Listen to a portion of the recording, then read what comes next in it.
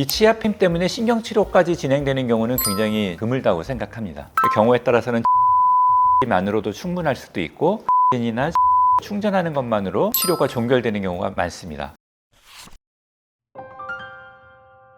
안녕하세요. 웃는 치과의사 오원장입니다. 지금 이 영상을 보고 계신 분들 중에요, 여기 보이는 사진처럼 치아가 파인 분들이 있으실 텐데요, 이렇게까지 치아 페임이 진행됐다면 충치가 없더라도 치아가 시리고 또 불편할 수 있습니다. 게다가 이런 것들을 방치하게 되면 나중에 결국은 치아를 뽑게 되는 상황까지 이르게 될 수 있습니다. 그래서 오늘은 치아 페임에 대한 원인과 증상, 그리고 어떻게 해결할 건지를 알려드릴 텐데요, 결론적으로 말씀드리면 한번 페인 치아는 절대로 다시 차오르거나 메꿔지지 않습니다. 그럼 해결 방법이 없는 거냐? 그렇진 않고 이 치아 페인 부분을 메꾸시면 되는데요, 오늘 그런 내용에 대해서도 영상 후반부에서 자세하게 설명드리도록 하겠습니다.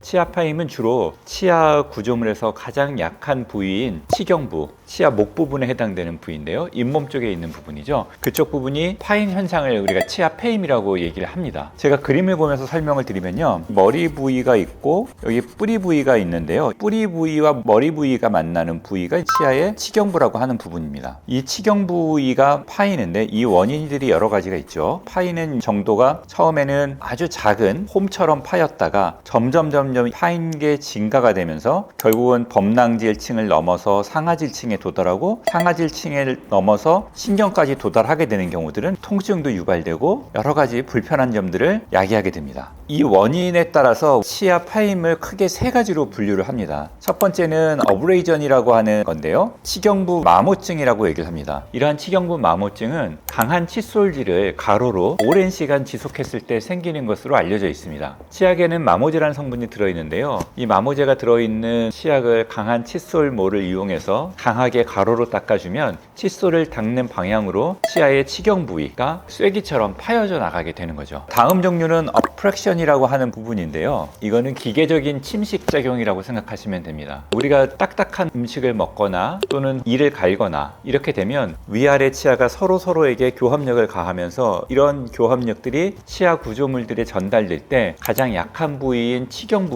부위에서 치아 구조물들이 조금씩 떨어져 나가는 현상을 얘기합니다. 그래서 이렇게 어프렉션이 됐을 때에도 치아 파인 현상으로 치경부 마모증처럼 보이게 되는 거죠. 보통 어브레이전 같은 경우는 여러 개의 치아에 같이 나타납니다. 칫솔질을 가로로 하니까 단 한 개의 치아보다는 두 개, 세 개의 치아에 연속해서 나타나는 경우들이 많고요. 지속해서 진행되다 보면은 이 깎여진 단면들이 비교적 깨끗하게 날카롭게 파인 현상들을 볼 수가 있고요. 어프렉션의 경우에는 교합력이 집중되는 곳에 나타나다 보니까 그게 한 개 혹은 여러 개의 치아에 동시에 나타날 수도 있고 양상은 비슷할 수도 있고 좀 다를 수도 있는데요, 제일 중요한 거는 본인이 가지고 있는 칫솔질 습관과 같이 고려해서 판단하시는 게 좋습니다. 다음 종류는 좀 많지는 않지만 화학적인 침식작용이죠. 주로 역류성 식도염을 가지고 계신 분들 같은 경우는 위산이 입속으로 역류되면서 이 위산들이 치아의 바깥면에 닿으면서 치아의 약한 구조물인 치경부를 부식시키는 과정입니다. 이것도 치아 페임 현상 중에 하나라고 볼 수는 있는데 빈도도 훨씬 덜합니다.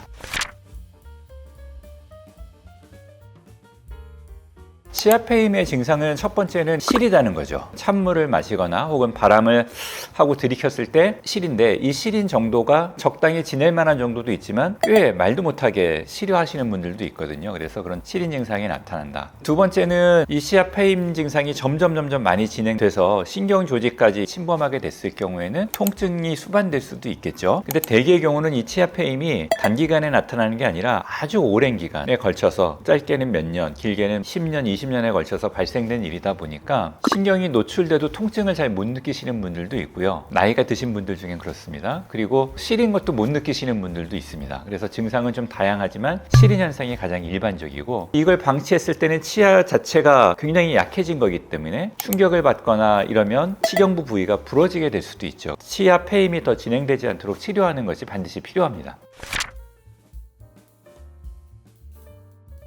치아 페임이 생겼을 때는 그 정도가 얼마나 되느냐에 따라 좀 다르겠지만 가장 일반적인 치료 방법은 치아 페인 부분을 메꿔주는 치료를 합니다. 보통은 레진이라고 하는 재료를 이용해서 해당 부위를 메꾸기도 하고요. 레진 치료가 좀 부담스러워 하시는 분들은 GI라고 해서 글래스 아이오노머라는 재료가 있습니다. 그 재료로 충전을 해서 메꿔주게 되는데 이 재료는 보험 적용이 되기 때문에 비용에 대한 부담이 좀 적다는 특징이 있죠. 다만 레진으로 메꾸는 거에 비해서는 치아색과 조금 차이가 날 수 있어서 심미적인 부분에서는 약간 아쉽다는 특징을 가지고 있습니다. 그러면 환자분들은 치아 페인이 있으면 다 메꿔야 되는 거 아니냐 이렇게 생각하실 수도 있는데, 치아 페인 부분이 많지 않고 심하지 않다고 하면 초반에는 좀 지켜보면서 관찰해 볼 수도 있습니다. 다만 그때는 치과에 오셔가지고 시린 부분들을 좀 완화시키기 위해서 지각감인 처치를 받으시면 도움이 될 수 있습니다.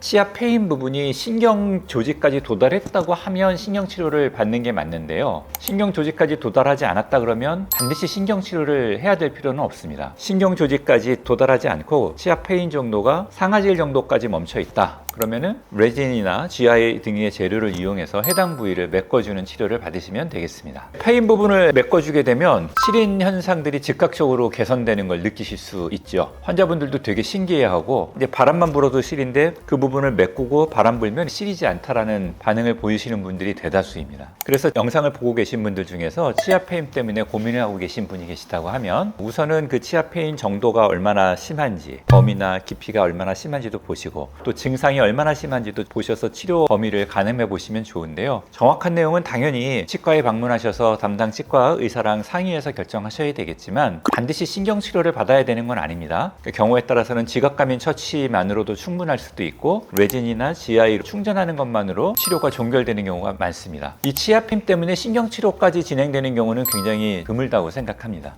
근데 그런 레진 치료나 그런 걸로 메꿔놨더라도 이전의 생활 습관들을 고치지 않으면 또 떨어지거나 그럴 수도 있어요. 당연히 그럴 수 있죠. 치과 진료라고 하는 부분은 아무리 이걸 잘 회복하고 수복해놨다 하더라도 원래 자기 치아만큼은 못하거든요. 근데 자기 치아도 오랜 생활 습관이나 교합력 등에 의해서 이 부분이 파손되고 패인 거잖아요. 그러니까 레진이나 다른 재료로 메꿨다 하더라도 칫솔질을 너무 강하게 하거나 혹은 너무 딱딱하고 질긴 음식, 이갈이 등의 습관을 가지고 있다 그러면 치경부 마모나 혹은 치아 패임 이런 것들이 충분히 다시 생길 수 있습니다. 예방하는 방법에 대해서도 이제 말씀을 좀 드려볼게요. 우선은 칫솔질을 이렇게 가로로 하시는 분들은 칫솔질을 가로로 하시는 습관을 멈추셔야 됩니다. 방법을 바꾸셔야 돼요. 칫솔질을 가로로 하는 게 아니라 치아의 결을 따라서 위에서 아래, 아래는 아래에서 위로 이렇게 해주시면 좋고요. 칫솔질을 할 때 칫솔을 선택하는 것도 중요합니다. 칫솔 모가 너무 뻣뻣하고 강한 칫솔은 피하시는 게 좋고요. 치약도 마모제가 많이 들어있는 치약은 피하시는 걸 추천드립니다. 그리고 칫솔질을 할 때 칫솔을 이렇게 꽉 잡는 게 아니라 칫솔을 느슨하게 잡고 약한 힘으로 하시는 걸 제가 추천드리고요. 이런 방식으로 칫솔질 하는 방법만 바꿔줘도 칫솔질에 의한 치경부 마모는 대부분 다 예방된다고 말씀드릴 수 있고요. 두 번째는 너무 딱딱하고 질긴 음식을 피하는 겁니다. 교합력이 너무 세면 치아 구조를 따라서 잇몸뼈로 전달되게 되는데, 그때 이 센 교합력이 치아의 가장 약한 부위들을 파손시킬 수 있다는 거죠. 그러니까 너무 단단하고 질긴 음식들을 드시는 거는 조금 피하시고 식생활 습관도 바꾸시는 걸 추천드립니다. 세 번째는 이갈이가 있다 그러면 이갈이도 방지해야 되거든요. 이를 갈 때 치아에 안 좋은 힘들이 전달됩니다. 그러면서 이를 갈 때 생기는 힘들이 치경부에 집중되면서 패임이 더 증가될 수도 있으니까 이갈이도 피하셔야 되고요. 네 번째는 이약물기도 당연히 같은 방식으로 피하시는 게 좋겠죠.